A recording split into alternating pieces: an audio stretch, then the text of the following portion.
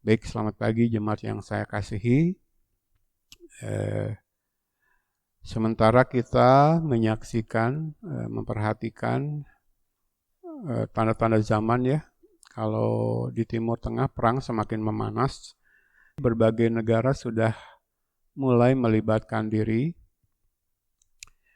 lalu rentetan bencana di 2024 ini juga setelah gempa, disusul kemudian banjir, hujan badai, tidak saja di Indonesia ya kalau kita perhatikan, tapi hampir seluruh dunia mengalami itu. Lalu berbagai gunung Merapi mulai menunjukkan aktivitas ya, erupsi di mana-mana, termasuk yang terakhir Semeru di Indonesia. Kita terus mengamat-amati tanda-tanda zaman ini sambil terus membawa diri kita berelasi secara pribadi dengan Tuhan Yesus Kristus lewat pengajaran firman. Dan kita akan mendapatkan peneguhan bahwa sungguh masa depan kita, masa depan alam semesta, dunia yang kita tempati, dengan segala urusannya, tidak lepas dari kendali Allah kita. Dia yang telah menetapkan segalanya dari awal dan dia akan menggenapinya. Oke, kita lanjut ya. Pelajaran kita masih di Armageddon. Dan saya ingin pagi ini kita mulai dari bagian ini ya. Kita sudah selesai pelajari sampai ayat yang ke-10. Dia yang mereka tikam, tapi kita sudah koreksi, dianya kita ganti dengan aku. Jadi coba jemaat perhatikan dari awal memasuki pasal 12 dari Zakaria, ayat yang pertama.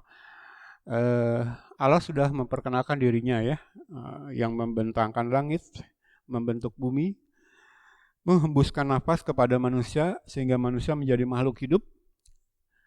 Dia memperkenalkan dirinya Tuhan. Kalau Tuhan dengan huruf besar semua kita sudah belajar itu dari tetragrammaton ya, atau kata dengan 4 huruf nama Allah kita YHWH ya. Kalau Tuhan T-nya saja yang huruf besar itu dari Adonai. Ya, bisa diterjemahkan Lord. Tapi Tuhan dalam huruf besar semua ini menunjuk kepada 4 huruf nama Allah kita yaitu YHWH ya, atau Yahweh, Yehova, ya, transliterasi yang kita kenal. Nah, Tuhan memperkenalkan diri di ayat yang pertama, lalu dia menyatakan bahwa jalannya sejarah, khususnya eskatologi di Zakaria pasal 12, dia yang melakukan. Ya, jadi aku, lalu di sini ada Tuhan beberapa kali dia memperkenalkan eksistensi jati dirinya dan segala yang dilakukannya, kemahakuasaan dan kedaulatan mutlaknya, lalu diikuti dengan aku yang melakukan segala sesuatu. Sampai di ayat yang ke-10 kemarin, dalam terjemahan Alkitab Bahasa Indonesia, dia yang telah mereka tikam, tapi sekali lagi kalau jemaat membuka Alkitab terjemahan bahasa Inggris, apapun versinya, di sana dipakai kata me, aku. Jadi Allah yang memperkenalkan diri, Allah Bapa, menyatakan di ayat yang ke-10 bahwa aku, Allah lah yang mereka salibkan. Mereka tolak, mereka siksa, mereka aniaya, lalu mereka bunuh di atas salib ya.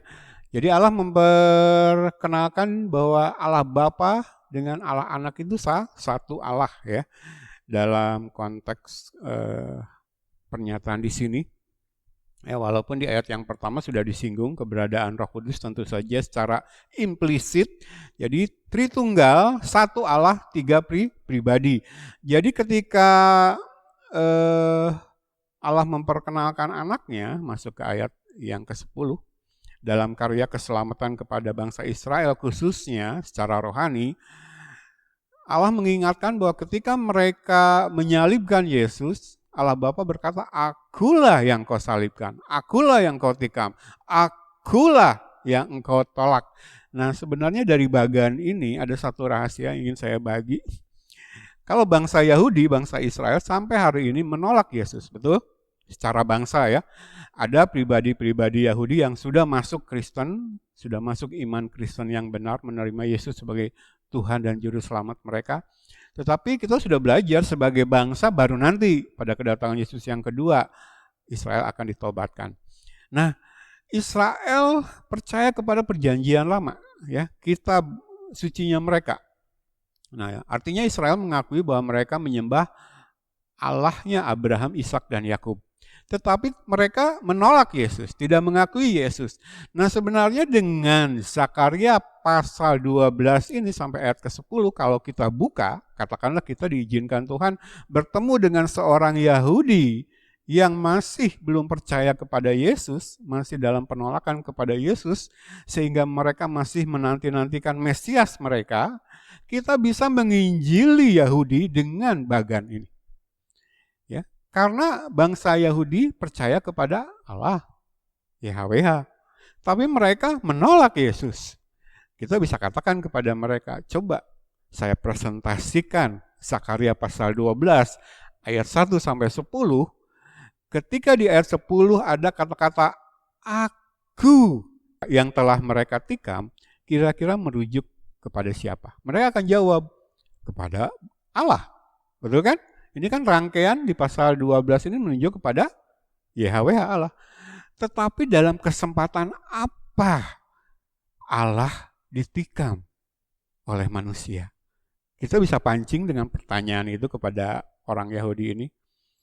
Dan itu satu-satunya peristiwa dalam sejarah ketika terjadi manusia menikam menikam Allah, menolak Allah, menganiaya Allah, lalu menyalibkan dan membunuh Allah, tentu saja dalam wujud manusia. Mengikuti ya jemaat nalarnya. Nah, satu-satunya peristiwa ketika Allah menjelma menjadi manusia, lalu ditolak, dianiaya, disiksa, disalibkan, dan dibunuh oleh mereka. Itu dalam sejarah tercatat hanya dalam peristiwa Yesus. Nah, kita menginjili Yahudi ini bahwa Yesus adalah Allah. Yesus adalah inkarnasi Allah yang roh menjadi manusia. Yesus adalah Sang Allah Anak. Pribadi yang berbeda dari Allah Bapa tetapi satu Allah. Ya. Jadi dengan bagan ini, khususnya dengan ayat yang ke-10 di mana Allah menyatakan, aku yang telah mereka tikam. Nah, dalam catatan sejarah sekali lagi hanya satu peristiwa yang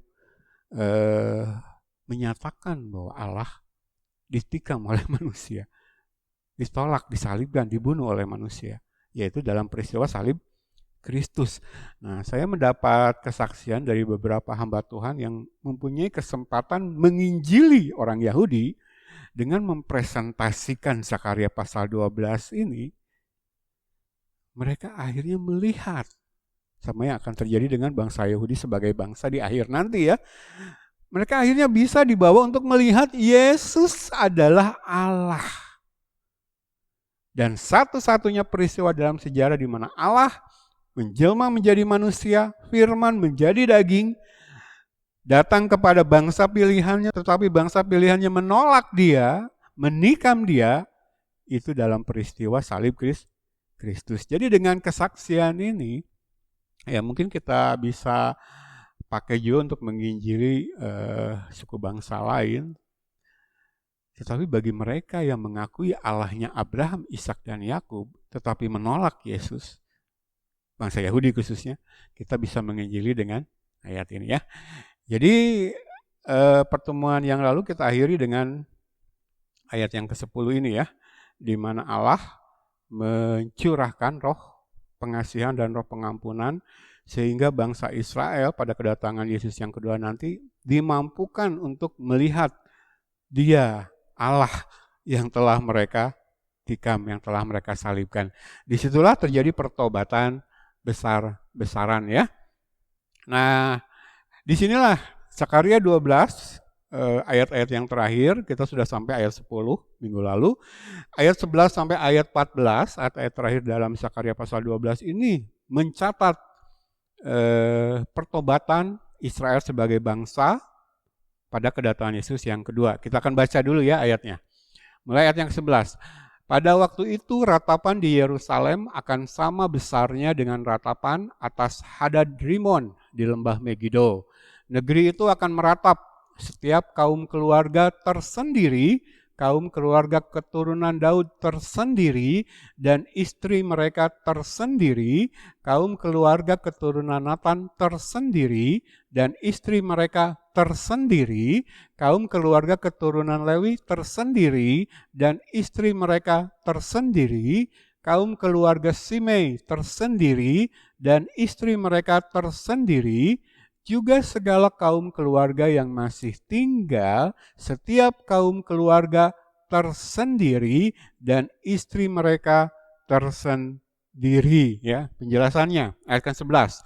Hadadrimon, Megido, di sini ada dua nama tempat disebut. Ini gambaran penyesalan dan pertobatan sejati.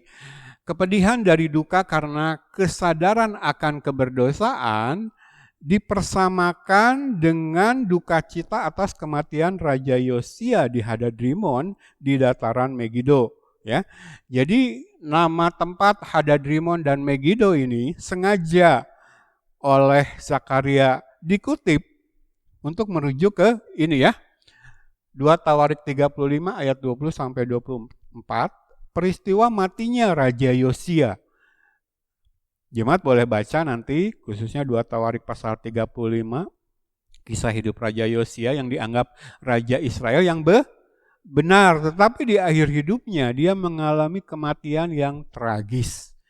Nah, di sini dicatat di 2 Tawarik 35 kematian Raja Yosia dan bagaimana bangsa Israel, seluruh bangsa berkabung begitu mendalam atas kematian Yosia. Nah, duka cita penyesalan yang terjadi nanti ketika bangsa Israel menyadari telah menyalibkan Yesus, telah menikam, telah menolak juru selamat mereka, itu dipersamakan dengan duka cita bangsa Israel ketika menangisi kematian Raja Yosia ya. Jadi maksud dari ayat yang ke-11 ini kenapa mengutip nama tempat Hadadrimon dan lembah Megido itu untuk mengingatkan gitu, untuk mempersamakan, untuk membuat perbandingan bahwa duka cita penyesalan yang terjadi oleh kesadaran telah menolak menyalibkan Yesus itu seperti yang pernah terjadi ketika bangsa Israel meratapi Yosia ya, itu. Nah, tentang gambaran penyesalan dan pertobatan sejati, saya tambahkan satu ayat dalam Perjanjian Baru ya, Yakobus 4 ayat 8 dan 9. Coba kita buka Alkitab kita, baca ya. Kalau kita berbicara orang menyesal, lalu dalam penyesalan karena dosa yang telah dilakukan, lalu dia bertobat, meratap, ada duka cita, ada hancur hati, kita melihat Alkitab berkata seperti apa. Yakobus 4 ayat 8, saya baca sampai ayat 10 ya. Demikian firman Tuhan. Mendekatlah kepada Allah dan Ia akan mendekat kepadamu. Pertobatan ya. Kita sudah baca ini dalam Zakaria pasal yang pertama ya. Ini yang Allah kehendaki, pertobatan. Mendekatlah kepada Allah dan Ia akan mendekat kepadamu. Tahirkanlah tanganmu, hai kamu orang-orang berdosa. Dan sucikanlah hatimu, hai kamu yang mendua hati. Sadarilah kemalanganmu, berduka cita dan merataplah. Hendaklah tertawamu kamu ganti dengan ratap dan sukacitamu dengan duka cita. Rendahkanlah dirimu di hadapan Tuhan dan Ia akan meninggikan kamu. Ya, merendahkan diri di hadapan Tuhan inti dari pertobatan, mengakui bahwa kita salah, maka Allah akan meninggikan kita. Artinya mengampuni dosa-dosa kita, membasuh kesalahan, kecemaran kita. Nah, dengan cara itu Allah meninggikan diri. Tetapi yang mau saya tekankan adalah merendahkan diri di hadapan Tuhan kunci menjadi Kristen yang benar. Merendahkan diri, sangkal diri, pikul salib, kita sudah tekankan ini dalam keseluruhan perjalanan kita masuk dalam pengajaran firman ya. Merendahkan diri, sangkal diri, pikul salib, satu-satunya syarat, satu-satunya cara untuk bisa menjadi murid Kristus. ya. Mendapat pengampunan dari Tuhan itu adalah inti dari pertobatan yang sejati, ya. Rendahkanlah dirimu di hadapan Tuhan, akui dosamu, akui kesalahanmu, maka Dia akan meninggikan kamu, artinya mengampuni dosa-dosa kita. Dia Allah sanggup mengampuni dosa kita, ya.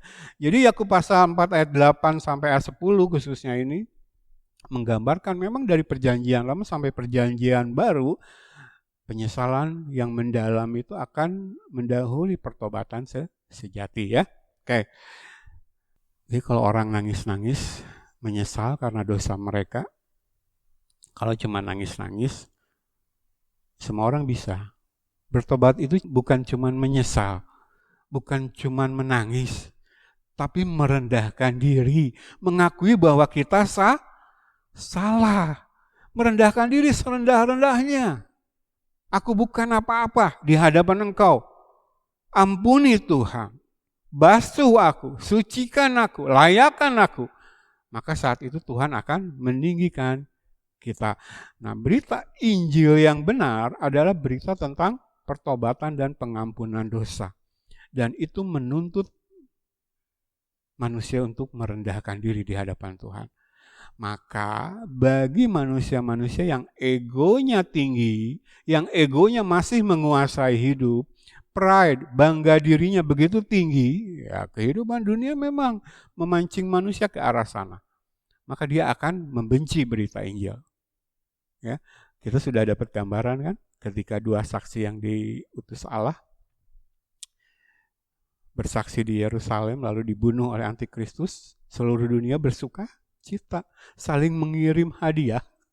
Artinya ada satu holiday gitu, hari libur internasional untuk merayakan kematian dua orang saksi ini, karena berita Injil yang mereka sampaikan itu menjadi siksaan bagi seluruh dunia. Menuntut mereka merendahkan diri di hadapan Tuhan, tersungkur di hadapan Tuhan, dan mereka tidak mau. Mereka menolak, egonya begitu tinggi, bangga dirinya begitu tinggi, dan ini kan sebenarnya gambaran eskalasi kedurhakaan yang akan terjadi. Orang-orang yang menolak untuk merendahkan diri di hadapan Tuhan, terus membangga-banggakan free will-nya, egonya, pride-nya, tidak bisa bertobat. Ya. Paulus katakan dalam pelayanannya itu yang menjadi tantangan utama ketika dia memberitakan Injil. Ya, benteng-benteng yang dibangun oleh kesombongan manusia. Oke, balik lagi ke sini. Jadi ayat yang ke-11, duka cita yang mendalam yang dialami bangsa Israel ketika dimampukan melihat Yesus oleh pencurahan roh pengasihan dan roh permohonan, itu digambarkan seperti duka cita bangsa itu meratapi kematian Raja Yosia. Ya. Jemaat bisa baca ayatnya sekali lagi 2 Tawarik pasal 35. Sekarang ayat yang ke-12 dan 13 penjelasannya. Dari garis keturunan raja di sini disinggung Daud dan anaknya Nathan, dan garis keturunan imam disinggung juga nama Lewi dan anaknya Simei, yang pada masa lalu tidak memberikan teladan yang benar, tidak mengajarkan kebenaran, adalah yang akan paling berduka dalam penyesalan dan pertobatan ini. Jadi kita bayangkan, orang-orang, pihak-pihak yang mengaku sebagai pemimpin rohani pada pertobatan bangsa Israel nanti adalah pribadi yang paling menyesal, paling bertobat. Kenapa? Karena mereka diberikan kesempatan istimewa, privilege, hak istimewa oleh Allah untuk mengajarkan kebenaran, untuk meneladankan hidup yang benar, untuk membawa bangsa pilihan Allah kepada Yesus, kepada Allah yang benar. Lewat pengajaran firman yang benar, lewat menyampaikan firman yang benar apa adanya. Tetapi rupanya mereka lalai, sehingga bangsa itu menolak juru selamat, menolak Mesias, menolak satu pribadi yang sebenarnya sudah dinubuatkan di sepanjang perjanjian lama. Tapi ketika mereka datang, di bawah pimpinan para pemimpin rohani ini, dari garis keturunan raja dan garis keturunan imam, tidak membawa mereka untuk bisa melihat Sang Mesias. Jadi mereka akan menjadi pribadi-pribadi yang paling menyesal, paling bertobat. Coba para pemimpin rohani, para orang-orang yang mengaku dirinya gembala, pendeta, pastor zaman sekarang. Betapa dosa di pundak mereka adalah dosa paling besar. Ketika seharusnya membawa jemaat kepada Yesus, tapi justru menuntun jemaat untuk menyembah dirinya sendiri. Kita sudah belajar dari seri sebelumnya bahwa ciri gereja akhir zaman, khususnya yang dipraktekkan mayoritas Pentakosta karismatik adalah membawa jemaat mengidolakan pemimpin mereka. Bukan membawa mereka kepada Yesus. Ya, dengan ajaran-ajaran yang menyimpang. Kalau dikasih kesempatan bertobat, mereka akan menjadi pribadi yang paling bertobat. Kasih gambaran bangsa Israel nanti begitu. Dari garis keturunan Daud, Nathan, lalu Lewi, Simei. Mereka menyalahgunakan, saya pinjam bahasa teman saya, apa kemarin? Melacurkan hak istimewa untuk membawa orang kepada Yesus, tetapi justru memakai pelayanan gerejanya untuk memperkaya diri, mencari keuntungan diri, hidup dalam kesenangan duniawi, sementara membodohi jemaat yang dipimpin dengan ajaran-ajaran yang menyimpan. Hati-hati sekali lagi dengan aliran Pentakosta karismatik. Kita menyatakan perang kepada Pentakosta karismatik, tetapi tidak kepada institusi, tidak kepada keluarga-keluarga, tidak kepada pribadi-pribadi yang saat ini ikut aliran Pentakosta karismatik, tetapi kepada ajarannya yang menyimpang. Jadi kalau jemaat di sini sudah mengikuti pengajaran firman kita dari awal, sepanjang pelayanan di sini berdiri, memang kita menyatakan perang besar-besaran terhadap Pentakosta karismatik, tetapi terhadap ajaran mereka. Jadi coba buka Alkitab, uji. Jangan percaya apa yang dikatakan pemimpin-pemimpin rohani mereka begitu saja. Yesus sendiri menubuatkan tanda-tanda yang paling utama menjelang kedatangannya adalah penyesatan. Akan ada banyak orang datang memakai nama Yesus, memakai nama gereja, membawa-bawa Alkitab, menyuplik ayat-ayat dalam Alkitab di luar konteks. Yang diajarkan adalah ajaran iblis yang justru menjauhkan mereka dari Kristus. Saya ingin para pemimpin rohani ini membuka mata hatinya, termasuk jemaat yang dipimpinnya ya. Jangan fanatik kepada manusia, walaupun itu gembalamu, pendetamu, pastormu. Tetapi ikutin gembala, pendeta, pastor, hamba Tuhan yang menuntun kamu kepada Yesus Kristus. Bukan gembalamu, bukan pendetamu, bukan pastormu yang memiliki surga. Pemilik surga adalah Yesus Kristus.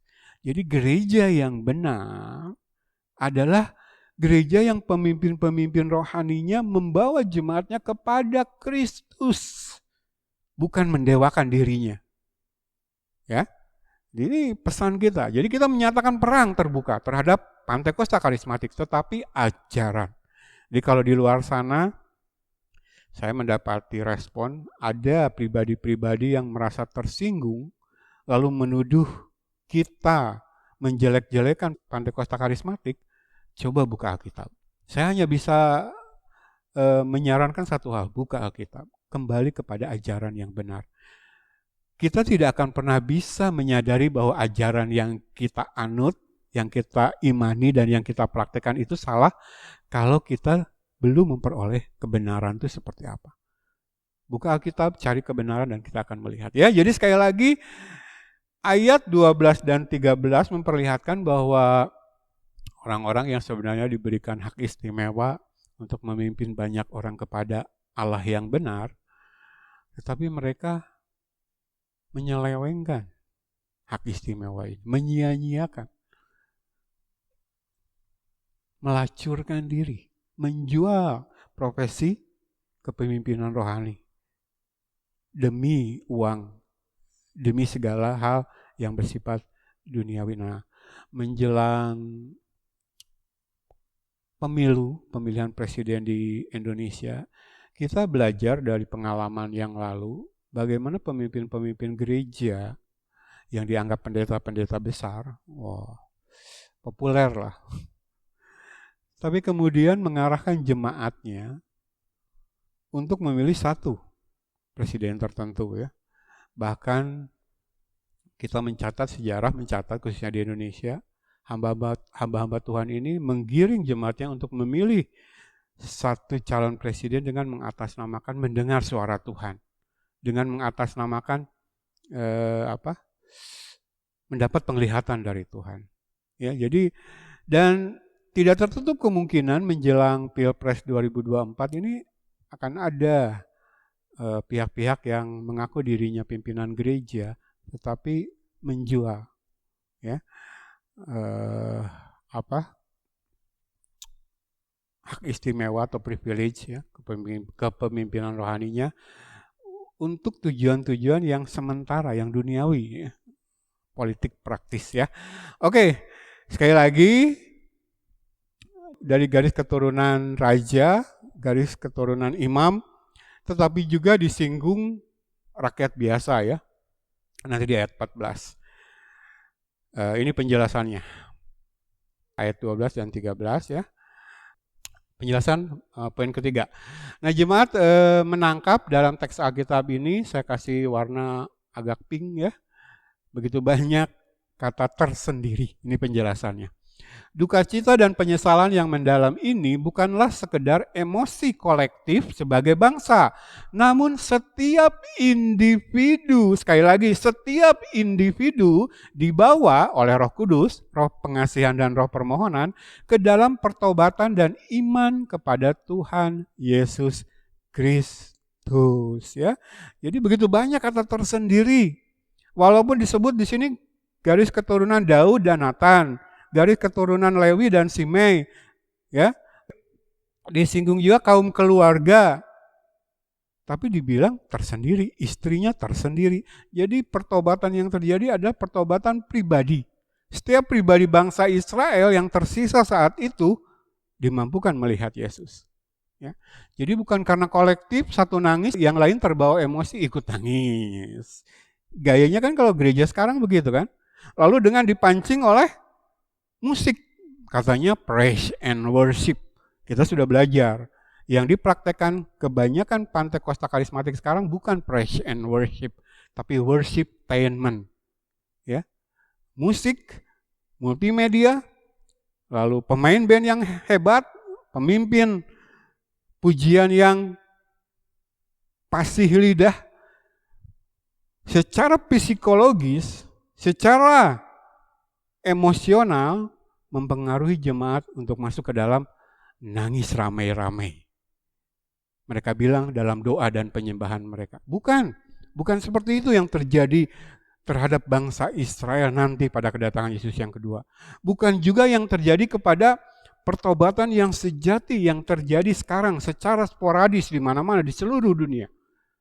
Orang tersendiri secara pribadi masing-masing akan dibawa masuk kepada mampu melihat pribadi Yesus.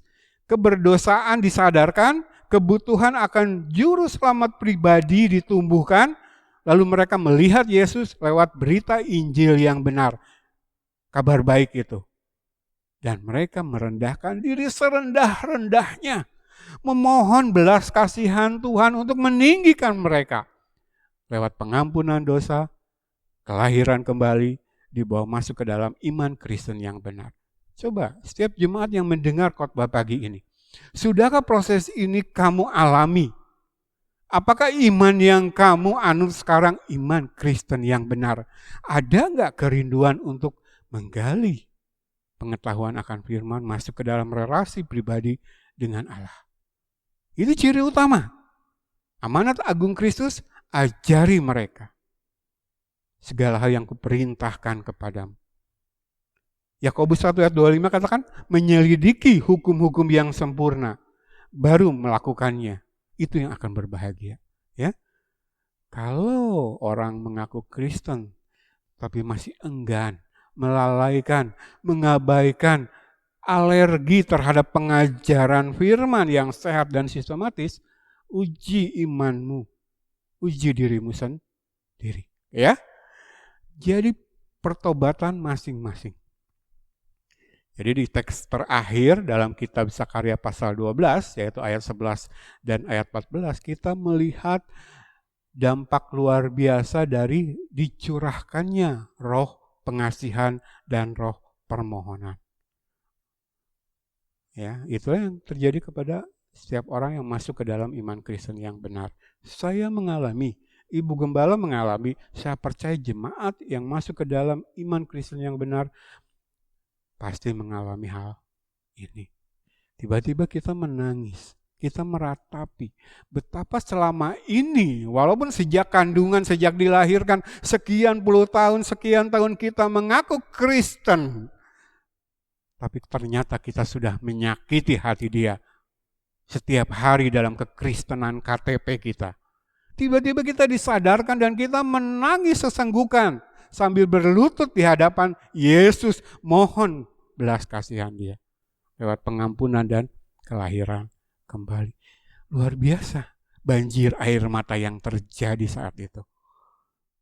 Ketika bangsa-bangsa menyerbu Israel dan Yerusalem, sepertiga saja yang tersisa, sudah terkepung musuh, kematian ada di hadapan mereka. Mereka sadar bahwa segala upaya mereka sia-sia. Akhirnya mereka dibawa kesadaran, dibawa ingatan kepada Dia yang mereka tikam.